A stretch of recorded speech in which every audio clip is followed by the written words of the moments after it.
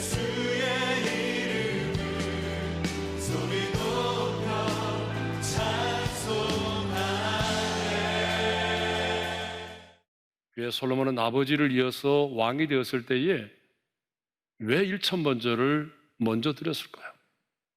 그 첫 번째 이유는 왕으로서의 사역보다 하나님께 드리는 제사, 예배가 더 중요하다고 생각되었기 때문이죠.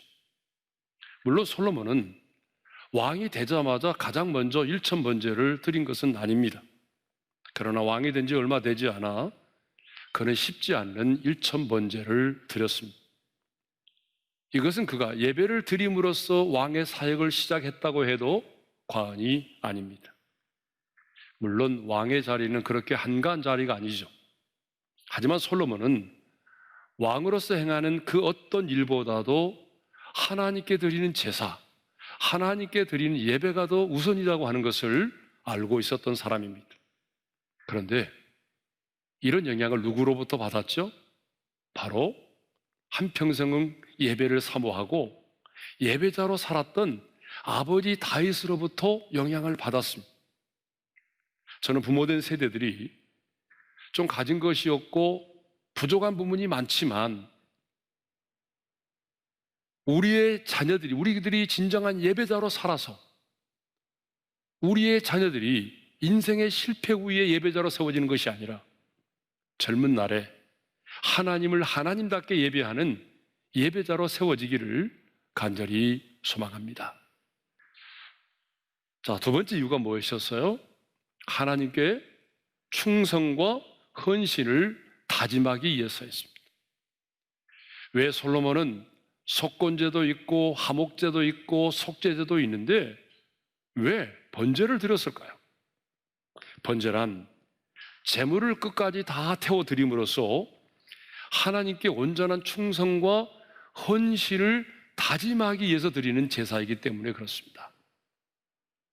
그러니까 솔로몬은 하나님, 제가 아버지 다윗을 이어서 왕이 되었지만 진정한 나의 왕이신 하나님께 내가 충성과 헌신을 다하겠습니다. 이런 신앙의 고백을 담아서 일천번제를 드린 것입니다. 왜 솔로몬이 일천번제를 드렸습니까? 그 세 번째 이유는 여호와를 사랑하였기 때문이죠. 자, 3절 상반절에 보게 되면 이런 말씀이 있습니다. 함께 읽겠습니다. 다 같이요. 솔로몬이 여호와를 사랑하고 그의 아버지 다윗의 법도를 행하였으나 솔로몬이 여호와를 사랑했다라고 말합니다. 여러분, 왜 솔로몬은 여호와를 사랑했죠? 그것은 사랑받을 수 없는 자신을 하나님이 먼저 사랑하셨기 때문이에요. 솔로몬은 아버지 다윗과 밧세바의 사이에서 태어났어요. 다시 말하면 수치스러운 관계에서 태어난 사람이에요. 그리고 아들의 서열로도 보아도 결코 왕위를 계승할 이치에 있지 않았어요. 그럼에도 불구하고 하나님께서 솔로몬을 사랑하셨어요. 여디디아라는 이름도 지어주시고 정말 하나님께서 자신을 아버지 다윗을 이어서 왕위를 계승할 수 있는 그런 은혜를 주셨습니다. 이런 하나님의 사랑을 깨달은 솔로몬이 어찌 하나님을 사랑하지 않을 수가 있겠습니까? 솔로몬은요, 억지로 마지 못해서 일천번제를 드린 게 아닙니다. 하나님을 사랑했기 때문에 자원하는 마음으로, 감사하는 마음으로 하나님께 일천번제를 드린 것이죠. 예배는 순서가 아닙니다. 예배는 엄밀하게 말하면 형식이 아닙니다. 예배는 하나님과의 만남입니다. 예배는 인생의 제일 되는 목적인 하나님을 영화롭게 하는 것입니다. 그러므로 구원받은 사람에게 예배는요, 생명과도 같은 거예요. 구원받지 않은 사람들은 여러분 예배를 그렇게 중요하게 생각하지 않아요. 그러나 구원받은 하나님의 사람인 우리에게는 예배는 뭐가 같은 거예요? 생명과도 같은 겁니다. 아니, 예배보다 먼저 일 수 있는 것은 아무것도 없습니다. 그래서 성경을 보거나 인류 역사를 볼 때에 한 시대에 하나님의 손에 붙들림 받아요 위대하게 쓰임을 받은 사람들의 공통점은 그들이 모두가 진정한 예배자였다고 하는 것입니다. 예배에 성공했던 사람이라는 것입니다. 그러므로 여러분, 예배가 먼저입니다. 여러분의 사업의 번창보다도, 여러분의 자녀의 교육보다도 뭐가 먼저입니까? 구원받은 하나님의 사람에게는 예배가 먼저입니다. 우리가 예배를 통해서 하나님을 영화롭게 하면 하나님께서도 반드시 우리의 인생을 영화롭게 해 주실 것이고 저와 여러분의 가정과 자녀들을 책임져 주실 것입니다. 자, 솔로몬이요, 이렇게 어떤 대가를 바라지도 않고 하나님을 사랑하여 스스로 자원하는 마음으로 일천번제를 드렸을 때에 하나님께서 그 일천번제를 아주 향기로운 제물로 받으셨습니다. 그리고 꿈에 솔로몬에게 나타나셨습니다. 자, 우리 5절 상반절인데요, 함께 읽겠습니다. 다 같이요. 기브온에서 밤에 여호와께서 솔로몬의 꿈에 나타나시니라. 솔로몬이 드린 일천번제를 향기로운 제물로 받으신 하나님은 꿈이라고 하는 독특한 방식으로 솔로몬에게 응답하셨습니다. 그러면 하나님께서 언제 솔로몬에게 이렇게 응답하셨습니까? 자, 공동번역과 우리말 성경을 보게 되면 이렇게 되어 있습니다. 그날 밤이라고 되어 있습니다. 그러니까 솔로몬이 일천번제를 드린 직후 바로 그날 밤입니다. 솔로몬이 일천번제를 하나님께 드리고 예루살렘으로 돌아가기 직전 바로 그날 밤에 하나님께서 꿈에 솔로몬에게 나타나셨습니다. 이것을 보게 되면 우리가 뭘 알 수 있어요? 하나님이 솔로몬이 드린 일천번제를 얼마나 기쁘게 받으셨는지를 알 수 있습니다. 솔로몬이 드린 일천번제를 하나님이 얼마나 감동과 감격으로 받으셨는지를 우리가 알 수 있습니다. 그러면 솔로몬의 일천번제를 받으시고 꿈속에 나타나신 하나님은 솔로몬에게 무엇을 말씀하셨을까요? 우리가 잘 아는 말씀이죠. 자, 5절 하반절입니다. 함께 읽겠습니다. 하나님이 이르시되 내가 네게 무엇을 줄꼬 너는 구하라. 우리말 표준 세번역을 보게 되면 좀 더 쉽게 되어 있습니다. 함께 읽겠습니다. 다 같이요. 내가 너에게 무엇을 주기를 바라느냐? 나에게 구하여라. 한마디로 말하면 이런 말이죠. 내가 내게 줄 것을 무엇이든지 너는 구하라는 거예요. 자, 여러분 이것을 보게 되면 하나님이 이렇게 말씀하신 것을 보면 솔로몬은요, 어떤 목적을 이루기 위한 수단으로서 자신이 원하는 그 어떤 것을 얻어내기 위한 수단으로서 일천번제를 드리지 않았다라고 하는 것을 알 수가 있습니다. 그렇죠? 그러니까 하나님이 이렇게 말씀하시죠. 여러분 이것이 우리가 가져야 될 예배의 자세라는 것입니다.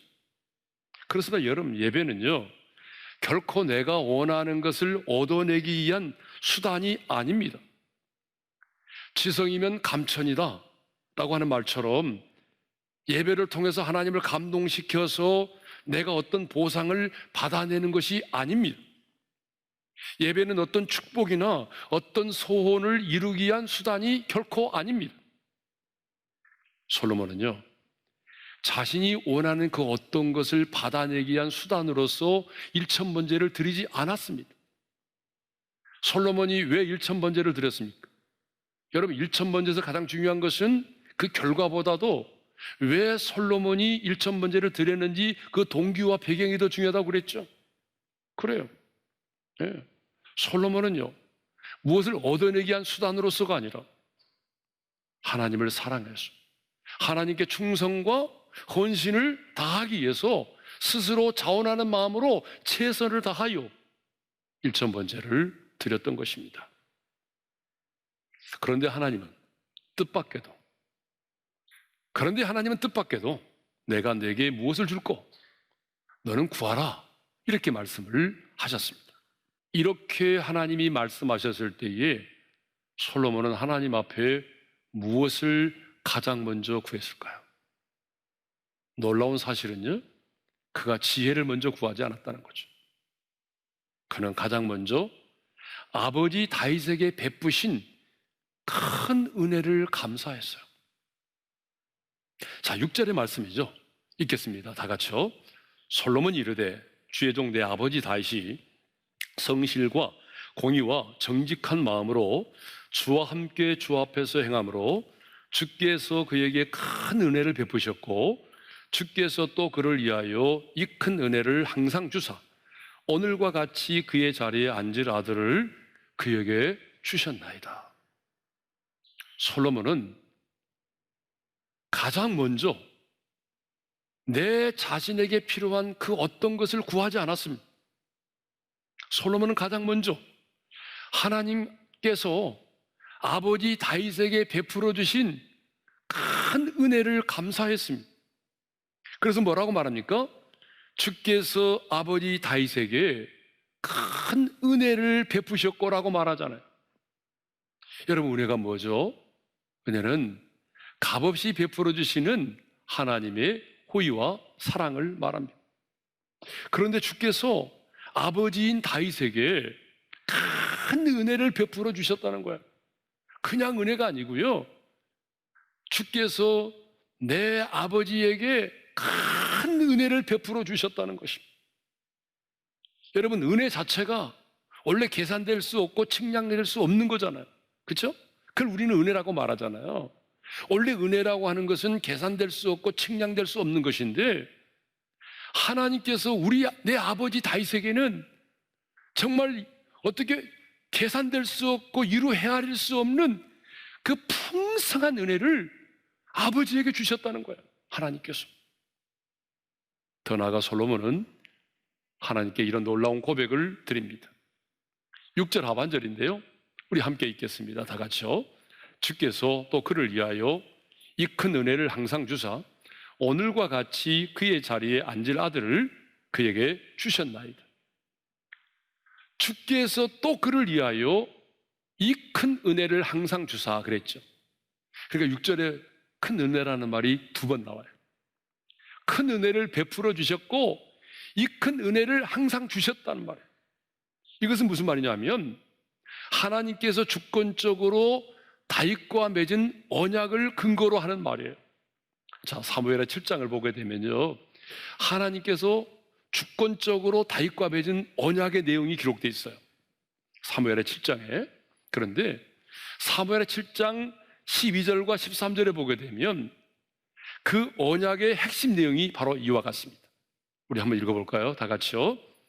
네 수완이 차서 내 조상들과 함께 누울 때에 내가 네 몸에서 날 내 씨를 내 뒤에 세워 그의 나라를 견고하게 하리라. 그런 내 이름을 위하여 집을 건축할 것이요 나는 그의 나라 왕위를 영원히 견고하게 하리라.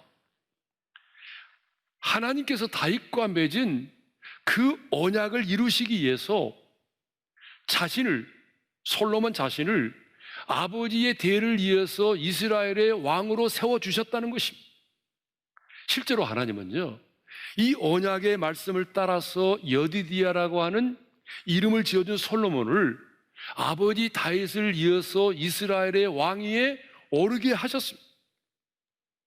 그러니까 솔로몬은 지금 아버지 다윗을 이어서 자신이 이스라엘의 왕이 된 것은 운이 좋아서가 아니라, 자신이 잘나서가 아니라, 하나님께서 아버지 다윗과 일방적으로 맺으신 그 언약을 따라 큰 은혜를 베풀어 주셨기 때문이라는 거예요. 한마디로 말하면 솔로몬은 내가 아버지의 뒤를 이어서 왕이 된 것은 하나님께서 다윗과 맺은 그 언약을 따라 큰 은혜를 베풀어 주셨기 때문에 오늘 내가 아버지의 뒤를 이어서 이스라엘의 왕이 될 수 있었습니다. 이런 고백입니다. 그런데 솔로몬은요, 아버지에게 베풀어 주신 큰 은혜를 감사하면서 아버지를 이렇게 부르고 있어요. 예?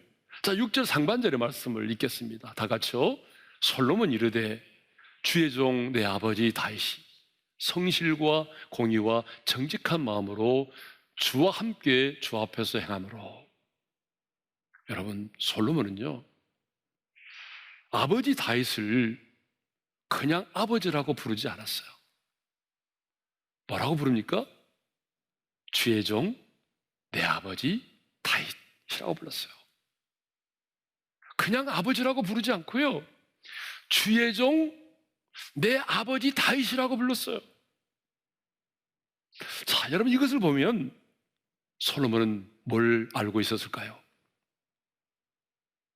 육신의 아버지 다윗은 내 아버지이기 이전에 주의 종이었다는 사실을 그 아들이 알고 있었다는 거예요. 하나님, 육신의 아버지 다윗은요, 내 아버지이기 이전에 주님 당신의 종이었습니다. 그렇습니다. 다윗이 백성들로부터 만만이라는 칭송을 받을 만큼 아무리 싸움에 능한 용사이고 위대한 왕이라 할지라도 솔로몬의 눈에는 아버지 역시 주의 종이었다는 사실입니다. 그래서 솔로몬은 지금 아버지를 하나님께 아뢰면서 내 아버지라고 말하지 않고 그 앞에 주의 종, 내 아버지 다윗이라고 불렀던 것입니다. 그런데 솔로몬은요, 주의 종, 내 아버지 다윗이 이런 인생을 살아왔다라고 하나님 앞에 고백합니다. 성실과 공의와 정직한 마음으로 행하며 살아오셨다라고 말하죠. 여러분, 6절 상반절을 다시 읽겠습니다. 다 같이요. 솔로몬이 이르되 주의 종 내 아버지 다윗이 성실과 공의와 정직한 마음으로 주와 함께 주 앞에서 행함으로. 여러분, 성실이 뭘까요? 진실, 진리라는 뜻을 가지고 있습니다. 그러니까 내 육신의 아버지 다윗은 진리 안에서 진리의 말씀을 따라 하나님을 경외하는 믿음의 태도를 가지고 살아오셨다는 거죠. 공의가 뭡니까? 공평과 정의를 말합니다. 내 아버지 다윗은 불의와 타협하지 않고 의로우신 하나님을 바라보며 살아왔다는 고백이죠. 예? 또 뭐라고 말합니까? 정직한 마음. 여러분, 정직한 마음이 뭡니까? 거짓이 없는 마음으로 하나님의 명령을 순종하여 받들어 살아왔다는 것입니다. 이렇게 솔로몬은 주의 종 내 아버지 다윗이 성실과 공의와 정직한 마음으로 인생을 살아오셨다라고 하나님 앞에서 고백하고 있습니다. 여러분, 여러분의 자녀들은 과연 이런 고백을 드릴 수 있을까요? 지금 우리나라 이정자들의 모습을 보십시오. 자신들의 입신양명을 위해서, 자신들의 출세를 위해서, 자신들의 양심도 거스리는 삶을 살고 있지 않습니까? 과연 그런 이정자들의 자녀들이 그 아버지를 이렇게 존경할 수 있을까요? 내 아버지는 성실과 공의와 정직한 마음으로 살아오신 분입니다 라고 고백할 수 있을까요? 오늘 우리의 자녀들의 입에서 이런 고백이 나올 수만 있다면 여러분, 우리는 부끄러움이 없는 삶을 살고 있는 것입니다. 그런데 솔로몬은 하나님께서 내 아버지 다윗에게 베풀어 주신 큰 은혜를 감사하면서 더 놀라운 사실을 고백하고 있습니다. 여러분, 6절 상반절을 다시 읽겠습니다. 다 같이요.